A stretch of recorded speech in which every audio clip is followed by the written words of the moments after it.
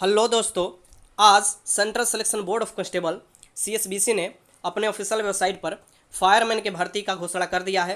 Notification भी आ गया है। इसके लिए ये देखिए बिहार फायरमैन वाला टैब में आना होगा आपको।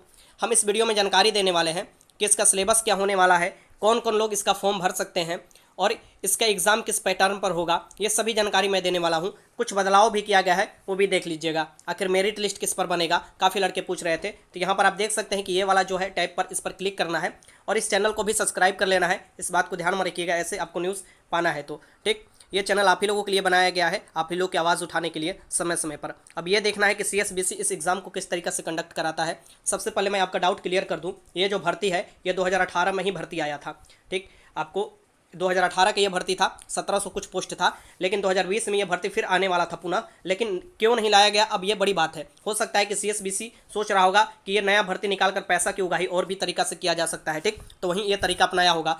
यहाँ पर यह भी मैं आपको बता दूं कि कुछ भर्ती की संख्या बढ़ी हुई है। 2020 में मैंने वीडियो बनाकर जानकारी आपको दिया था कि 2020 में ही ये भर्ती आने वाला था। अब क्यों नहीं आया, हो सकता है बीच में चुनाव पड़ा उसके चलते नहीं आया होगा, या जो नया जो भर्ती पुराना है 2020 में आया था आपको 8415 पोस्ट पर, उसमें भी इसे जोड़कर आ जा सकता। लेकिन इसका सिलेबस बदलाव कर दिया गया है। इस बार कैबिनेट में आपको पास कर सिलेबस बदलाव किया गया है और जो भी भर्ती अब अगला आएगा वो 10th पर आएगा। यहाँ पर देख सकते हैं विज्ञापन संख्या 01/2019 के अंतर्गत ये भर्ती आया है। लास्ट डेट 25 मार्च 2021 है।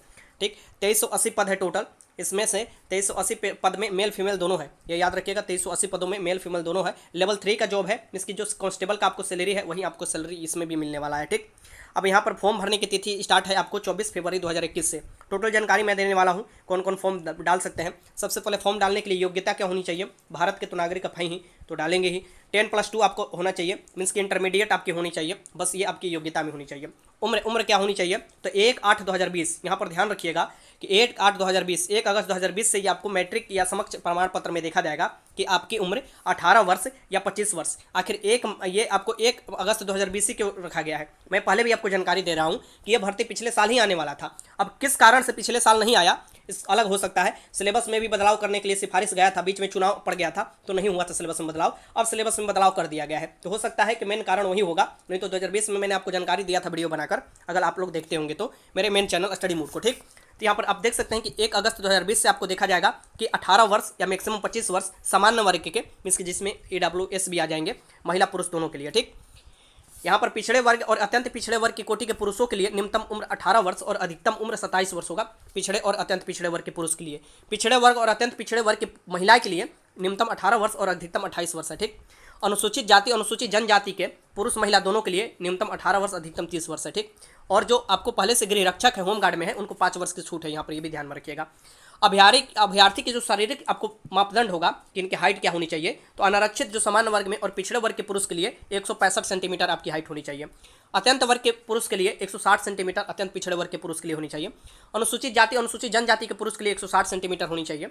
और सभी महिलाएं जो है, सभी कैटेगरी की महिलाएं 155 सेंटीमीटर इनकी हाइट होना चाहिए। सिर्फ पुरुषों के लिए सीना फुलाया जाता है, यह देखा जाता है। अनारक्षित और पिछड़े वर्ग के पुरुष के लिए आपको बिना फुलाए 81 सेंटीमीटर और 5 सेंटीमीटर फुलाना पड़ता है, इसके 86 सेंटीमीटर। ठीक, ये याद रखिएगा। अत्यंत पिछड़े वर्ग के पुरुष के लिए भी 81 सेंटीमीटर और फुलाकर 86 सेंटीमीटर हो जाता है। ठीक, अनुसूचित जाति अनुसूचित जनजाति के पुरुष के लिए 79 सेंटीमीटर बिना फुलाए हुए और फुलाकर 84 सेंटीमीटर। ठीक, ये आपको सीना होगा। महिलाओं के लिए आपको वेट देखा जाएगा, न्यूनतम 48 kg जरूर वेट होना चाहिए, इस बात को ध्यान में रखिएगा। ये साफ साफ दिया हुआ है इसमें।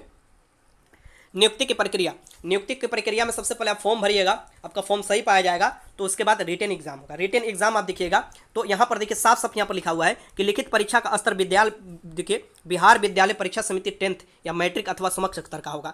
तो इससे पहले जो भी आपको फायरमैन की भर्ती आए थे उसमें इंटरमीडिएट स्तर का होता था। इसी कारण से 2020 में यह भर्ती नहीं आया है, इसका मुख्य कारण यही है। और 2021 में जैसे ही सब सिलेबस में बदलाव किया गया है ये भर्ती आया है, और आगे जितना भी भर्ती आएंगे वो 10th लेवल पर ही आएंगे, इस बात को ध्यान में रखिएगा। इसका डिमांड बार बार उठाया जा रहा था कि जब फाइनल मेरिट लिस्ट आपको दौड़ पर ही बनने वाला है, जब फिजिकल पर ही बनने वाला है, तो एग्जाम इतना हार्ड लेने से क्या फायदा। ये दरोगा बीपीएससी इससे भी हार्ड बिहार पुलिस कांस्टेबल का एग्जाम होता है, तो अब इसमें एग्जाम इजी किया गया है, इसलिए कट ऑफ भी देखिएगा थोड़ा हाई जाएगा, इस बात को ध्यान में रखिएगा। आगे चलते हैं। इसमें 100 प्रश्न होंगे, 100 अंकों का ऑब्जेक्टिव प्रश्न होता है, यह ध्यान में रखिएगा। एक प्रश्न पर एक आपको नंबर मिलेगा और इसमें नेगेटिव अंक कोई नहीं होगा, ठीक। और आपको 2 घंटे का समय मिलेगा, इसकी 120 मिनट का। ऑफलाइन ही एग्जाम होगा, ओएमआर सीट रंगने वाला आपको होगा। ओएमआर सीट में कैसे रंगा जाता है उस पर मैं अलग से वीडियो बनाकर बता दिया हूँ। आपके सिलेबस में पाठ्यक्रम में क्या क्या है यहाँ पर देखिए, तो हिंदी है, अंग्रेजी है, गणित है, सामाजिक विज्ञान में इतिहास, भूगोल, नागरिक शास्त्र, अर्थशास्त्र है, विज्ञान में भौतिकी, रसायन शास्त्र है और प्राणी विज्ञान, वनस्पति विज्ञान है, सामान्य ज्ञान और सामाजिक मुद्दे से मामले से संबंधित प्रश्न पूछे जाएंगे। इसके करंट अफेयर से भी अब क्वेश्चन डाला जाएगा, ठीक। 30% आपको मिनिमम कम से कम लाना ही है, नहीं तो आपको फेल घोषित कर दिया जाएगा। और जो आपका मेरिट बनेगा, तो लिखित परीक्षा के अंतिम मेधा सूची आधार नहीं होगा। लिखित परीक्षा केवल शारीरिक दक्षता परीक्षा के लिए ही अर्हक होंगे, मेरी क्वालिफाइंग होगा। आपको सिर्फ आपको उतना रिजल्ट दिया जाएगा जितना सीट है उसके, या आपको 5 गुना रिजल्ट दिया जाता है, वही आपको अर्हक होंगे। द्वितीय चरण में क्या होता है, द्वितीय चरण में शारीरिक दक्षता परीक्षा और इसी पर आपको मेरिट बनता है, ठीक। जिसमें आप दौड़ में देखिएगा तो 50 अंक मिला है, टोटल 100 अंकों का होता है फिजिकल, दौड़ में 50 अंक। पुरुषों के लिए 1 मील, अब कम से कम आपको समय यहाँ पर दिया हुआ है 6 मिनट। 6 मिनट से ज़्यादा आपको समय नहीं मिलेगा। 1 मील मीन्स के 1.6 किलोमीटर। अब उस अकॉर्डिंग में आप देखिएगा दौड़ना है, ये तब तो आप जान ही रहे होंगे इसमें आपको क्या बताना, ठीक। सभी कोटि की महिलाओं के लिए भी देखिए 1 किलोमीटर दौड़ना है, मिनिमम 5 मिनट है इनको दिया हुआ, मीन्स अधिकतम 5 मिनट, माफ कीजिएगा, अधिकतम 5 मिनट दिया हुआ है। और इनको भी जैसे जैसे दौड़िएगा ऐसे ऐसे अंक मिलेगा, ठीक। गोला फेंक में 25 अंक का होता है और गोला फेंक 16 पाउंड का गोला पुरुष के लिए 16 फीट फेंकना होता है आपको न्यूनतम, ठीक। और इससे अगर ज़्यादा फेंकते हैं तो वो नंबर का इसमें दिया हुआ है, कैसे कैसे नंबर मिलेगा, ठीक। अब बात करते हैं महिलाओं के लिए। महिलाओं के लिए 12 पाउंड का गोला होता है, 12 फीट आपको न्यूनतम फेंकना होता है। और इससे ज़्यादा अगर आपको मतलब कि 12 से 13 फीट फेंकती है तो 9 अंक मिलता है, 13 से 14 फेंकती है 13 अंक, ऐसे ज़्यादा आपको फेंकती रहती है तो ज़्यादा अंक मिलेगा। 16 फीट से अगर ज़्यादा महिलाएं फेंकती है तो 25 अंक मिल जाएगा, ठीक। ऊंची कूद, ऊंची कूद में देखिए 25 अंक है इसमें। ऊंची कूद में पुरुषों के लिए देखिए न्यूनतम 4 आपको फीट आपको ऊंची कूद करना है और महिलाओं के लिए न्यूनतम 3 फीट ऊंची कूद करना है, ठीक। इसमें भी 25 अंक है। तो जैसे आप ज़्यादा ऊंची कूद कीजिएगा तो ज़्यादा नंबर मिलेगा, ये तो आप सभी लोग जान ही रहे होंगे, ठीक। तो यहाँ पर आपको फिजिकल से रिलेटेड है। अब मेधा सूची, मेरिट लिस्ट कैसे बनेगा, तो मेधा सूची जो बनेगा, शारीरिक दक्षता परीक्षा के अधीन तीनों स्पर्धाओं, दौड़ में, ऊंची कूद में, आपको गोला फेंक में, अभ्यर्थी द्वारा प्राप्त कुल अंकों पर तैयार की जाएंगी, ठीक। कितना अभ्यर्थी ये प्राप्त कर रहे हैं उसके अकॉर्डिंग ही तैयार किया जाएंगे, ठीक। इस बात को ध्यान में रखिएगा। और यहाँ पर ध्यान रखिए कि जो आपका रिक्तियाँ है वो साफ साफ दिया है कि 2380 रिक्तियाँ है, ठीक। और 2380 रिक्तियों में महिलाओं का इधर दिया हुआ है, ठीक, और पुरुषों का इधर दिया हुआ है, ठीक। ये टोटल रिक्तियाँ है। तो सामान्य वर्ग में देखा जाए तो 957 रिक्तियों में 624 पुरुष के लिए और 333 महिलाओं के लिए। वहीं आपको आर्थिक रूप से कमजोर EWS के देखा जाए तो 268 है, 238, 167 जो है पुरुष के लिए, 71 जो है महिलाओं के लिए। वहीं अगर देखा जाए अनुसूचित जाति के लिए तो 378 सीट है, जिसमें से 237 है पुरुष के लिए, 141 महिलाओं के लिए। अनुसूचित जनजाति का मात्र 23 सीट है, जिसमें 23 आपको पुरुषों के लिए, महिलाओं के लिए एक भी सीट नहीं है, इस बात को ध्यान में रखिएगा। अत्यंत पिछड़े वर्ग के लिए 419 सीट है, जिसमें से 257 जो है पुरुषों के लिए है और 162 महिलाओं के लिए। पिछड़े वर्ग के लिए 268 है, इसमें से 179 जो है पुरुष के लिए और यहाँ पर देखिए 89 आपको महिलाओं के लिए है। पिछड़े वर्ग की महिलाएं जो 3% आरक्षण मिलता है, 97 सीट है और टोटल महिलाओं के लिए ही मिलता है, तो महिलाओं का है, ठीक। आरक्षण जो है ये लागू होगा, इस बात को ध्यान में रखिएगा। टोटल सीट का 3% आपको जो लागू करता है ये आपको पिछड़े वर्ग की महिलाओं के लिए, और फिर जो बाकी बचता है उसमें से 35% सीट ऑल महिलाओं के लिए रिजर्व कर दिया जाता है, ठीक। बिहार के जो स्वतंत्रता सेनानी के नेता, माफ कीजिएगा, पोता पोती नाती नतनी है, इनको भी 2% आपको 36 आरक्षण मिलते हैं। इसका भी फायदा आप उठा सकते हैं अगर इस कैटेगरी में आप आते हैं तो। कट ऑफ जो तैयार किया जाएगा ये अगस्त 1920, यहाँ पर देख सकते हैं 1 अगस्त 1920 में आपको डेट के अकॉर्डिंग आपको शैक्षणिक योग्यता या जो भी आपकी उम्र है उसके अकॉर्डिंग तैयार किया जाएगा, ठीक। कि आपको 1 अगस्त 2020 से पहले पास भी होना चाहिए 12th, इस बात को ध्यान में रखिएगा, कोई भी कन्फ्यूजन नहीं होना चाहिए। आपको चरित्र सत्यापन और मेडिकल आपको फिजिकल के बाद होता है। आप यहाँ पर देख सकते हैं कौन कौन फॉर्म भर सकते, कितना फीस लगेगा। अत्यंत पिछड़ा वर्ग, पिछड़े वर्ग और आर्थिक रूप से कमजोर वर्ग और आरक्षित वर्ग के जितने भी है आपको उनको 450 रुपया देना पड़ेगा, ठीक। इस बात को ध्यान में रखिएगा, अभ्यर्थी को 450 रुपया देना पड़ेगा।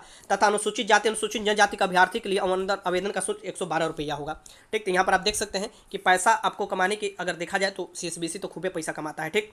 और अगर तरीका से एग्जाम ले लेता तो कितना बढ़िया होता। एग्जाम तरीका से कहने का मतलब कि पूरा कड़ाई से एग्जाम अगर ले लेता, ठीक। अब यहाँ पर देखिए कि यदि कोई सूचना झूठी या गलत पाई जाएगी तो आवेदन को रद्द करने के साथ साथ आवश्यक कानूनी कार्रवाई की जाएगी। ये अगर कोई आवेदन, ये सब इस सब के बारे में, न्यूज़ के बारे में ही ये दिया हुआ है, ठीक। ऑनलाइन आवेदन पत्र के लिए अभ्यर्थी को क्या करना होगा, तो ये जो आपको है मैंने बताया ना, फायरमैन वाला सर्विस वाला टैब में जाकर वहाँ से आवेदन कीजिएगा और 24 फरवरी से आवेदन आप करने लगेगा, ठीक। तो ये सभी डिटेल्स मैंने आपको बता दिया जो आपको जानने योग्य होता है। ध्यान रखिए 2-3 बात कि कभी भी आपको सही जानकारी भरना है आवेदन भरते समय, क्या क्या सही भरना है जिसके कारण बाद में आपको दिक्कत ना हो। तो आपको 10th passing year certificate number, ठीक।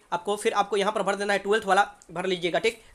सबसे important DOB, date of birth, ये सबसे आपको जरूरी है कि अच्छे तरीका से भरना है, सामने भरवाना है अच्छे तरीका से, ठीक। अगर गलत होता है तो फिर से आपको रद्द कर दीजिएगा रजिस्ट्रेशन और फिर से भरिएगा, ठीक। फिर अपना नाम, अपने पिता के नाम, ये एकदम सही सही होना चाहिए। और एक सबसे इंपॉर्टेंट जिस बात को ध्यान में रखिएगा, उसमें तो गलती होना ही नहीं चाहिए, आपका कैटेगरी। कैटेगरी किस कैटेगरी से आते हैं, अगर कैटेगरी का फायदा लेना चाहते हैं तो आपका सही सही कैटेगरी भरना होगा। जैसे ईबीसी से आते हैं, बीसी से आते हैं, आपको अलग अलग जो कैटेगरी है उस कैटेगरी का आपको भरना होगा। आपको बीसी, आपको एससी, एसटी, एडब्ल्यूएस, तो ये सभी भरना होगा, इसमें कोई कन्फ्यूजन नहीं होना चाहिए, ठीक। तो ये आपको सभी मैं आपको बता दिया।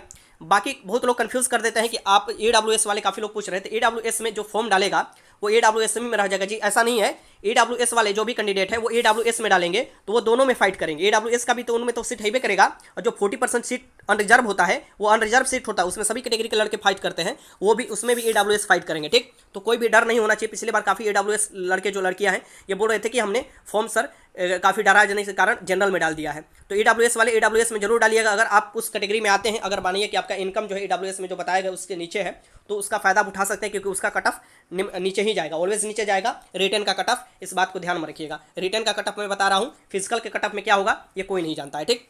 तो ये आपको टोटल जानकारी था। फिर भी अगर कोई मन में डाउट है तो कमेंट बॉक्स में लिख सकते हैं। और ये कहाँ से देख सकते हैं, चलिए मैं आपको बताता हूँ। ये यहाँ से देखिएगा, ये आपको क्या कीजिएगा, अपने ऑफिशियल वेबसाइट पर आइएगा और ये बिहार सर्विस वाला जो टैब है यहीं से आपको देख लेना है, ठीक। तो 10th पर आपको लेवल पर एग्जाम होगा, पहले जो होता था 12th लेवल पर एग्जाम होता था। सभी तैयारी मैं कराऊंगा, इसी यूट्यूब चैनल पर तैयारी कराऊंगा, आपको मेन चैनल पर भी तैयारी कराऊंगा। तो अच्छे तरीके से तैयार हो जाइएगा। फॉर्म भरिएगा, फॉर्म भरते समय कोई गलती नहीं करना है, बार बार मैं वार्निंग दे रहा हूँ आपको, फॉर्म भरते समय कोई गलती नहीं करना है, बाद में आपको एक भी चांस नहीं मिलने वाला है।